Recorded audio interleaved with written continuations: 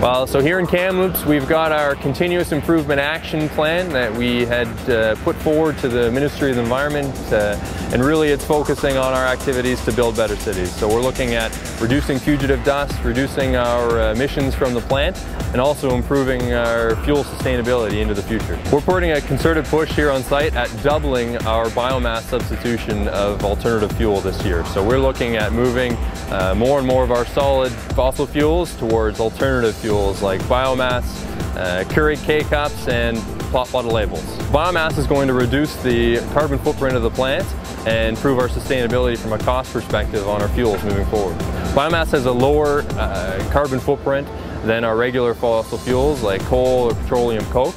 And again, it also comes in at a lower cost per gigajoule to the plant than our other solid fuels. We've got a local partner here in Kamloops that has got a byproduct from their process. We're taking that byproduct and getting a fuel value from it. Over this year, we're looking to double the substitution on that fuel versus what we had done the year before, which had been a doubling of what we'd done in 2012. So it's been a real win for the plant and something that the employees have put a lot of focus on making work. The K-Cup program is a partnership between ourselves and Van Houtte here in Kamloops. Van Houtte is working with their customers to recover the used K-Cups after they've been used in the brewing operation, bringing them back to our site. We are drying them under the kiln and then using them for an alternative fuel as well. So we're able to recoup both the biomass and the plastic container heat value as opposed to having that all go to landfill. They think we're going to offset over 35 tons worth of landfilled material this year. This is the coffee grinds that are left over from the brewing process. So it sits within a filter and within a plastic cup.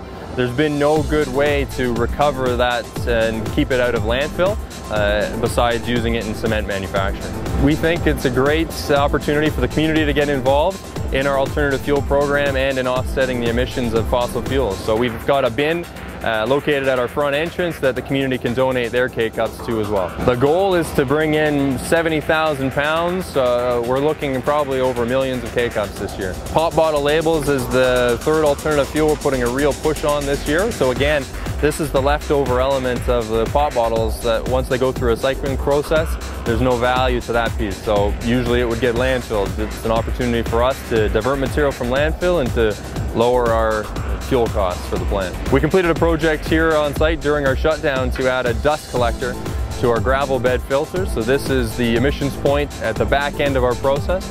We reduced dust emissions at that point of the process by over 50%. So it's going to be a huge win for the community overall, and that we're going to be able to operate at high production rates without having the same amount of material leaving the site. For us, building better cities at the site means being as sustainable in operation as we can.